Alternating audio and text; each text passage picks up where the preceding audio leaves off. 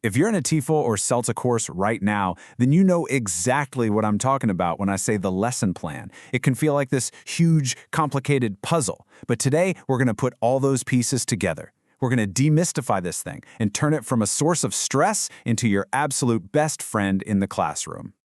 And come on, be honest. You've been there, right? Staring at that multi-page document with all its boxes and jargon, and you just feel totally overwhelmed.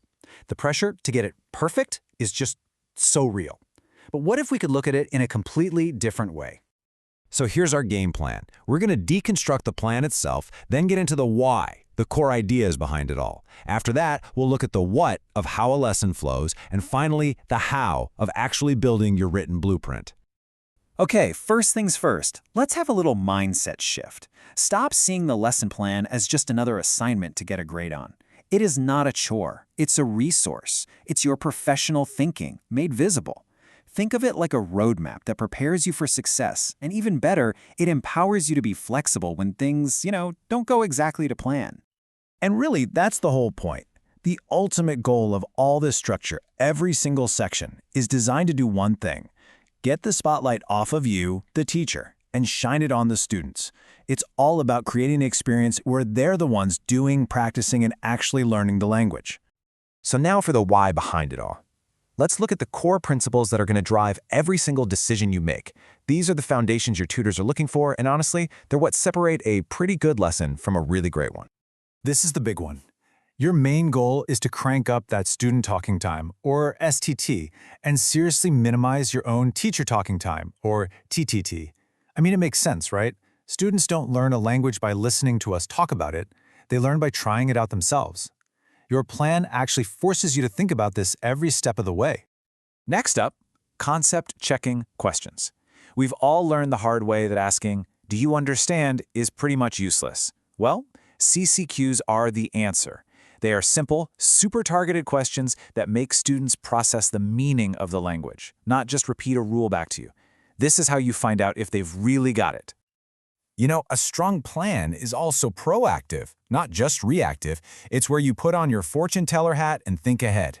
What might my students find tricky here? How can I mix up the interactions to keep them engaged? And why am I choosing this activity? Answering these questions is what turns a simple list of activities into a real, thoughtful lesson. So, we've got our principles down. Now let's map out the what, the actual flow of the lesson in the classroom. Think of this as the journey you're about to take your students on from their very first glimpse of the new language to using it all on their own. The secret sauce here is this idea of a gradual release of control. You don't just throw a grammar point at them and hope for the best. Nope. You guide them step by step from these super controlled, accuracy-focused exercises to more open activities, and finally, to a much freer stage where they can really communicate and use the language with confidence. All right, let's get our hands dirty and dive into the document itself. This is where we take everything we've just talked about and get it down on paper. I know it looks complex, but really, each section is just there to help you organize your thinking in a super logical way. You always start with the easy part, right? These administrative details just set the scene. Knowing your class level, how many students you have, and the focus of the lesson, that's the essential first step before you can even think about the fun stuff. Now pay attention, because this right here, this is probably the most important sentence in your entire plan, your main aim. It's your North Star. And notice, it's not students will learn, but students will be able to do. It has to be something specific, something you can actually see and check at the end of the class.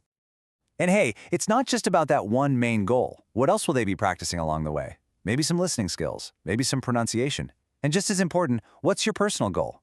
Maybe it's to reduce my teacher talking time. Great teachers are always working on their own craft, too. Now we get to the part that is truly your homework, the language analysis.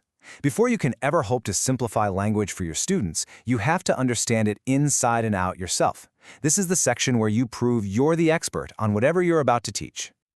First up is the form. This is basically the anatomy of the language, the literal nuts and bolts. How is it put together? You need to know this so you can put it on the board clearly and confidently for your students. Next, and you could argue this is even more important, is meaning. So what does this grammar structure actually do? When do we use it? This is the section where you're going to script out those brilliant concept-checking questions we talked about to make sure you're teaching meaning, not just mechanics. And finally, how does it sound? Here, you'll break down the word stress, the rhythm of the sentence, any tricky sounds. Thinking about pronunciation problems here means you'll be ready to jump in and model and correct them effectively in the classroom. And at last, we arrive at the procedure table. This is it. This is the heart of your lesson plan. It's the script that brings absolutely everything together. Look at how every column has a purpose. You've got the stage, its specific aim, a clear play-by-play of the activity, realistic timing, and, so important, the interaction pattern. This grid is your roadmap for what's happening, minute by minute. But here's the most important thing to remember. All of this incredibly detailed planning, it's not meant to lock you in a cage. It's meant to set you free. Because you've thought everything through, the aims, the problems, the timing, you are now fully prepared to adapt, to respond to your students, and to be truly present in the classroom. So, to wrap things up, let's bring it all back to you. Beyond just getting the paperwork done, what's one thing you want to get better at as a teacher in your very next class? Because a truly great lesson plan doesn't just help your students grow, it's the single best tool for helping you grow too.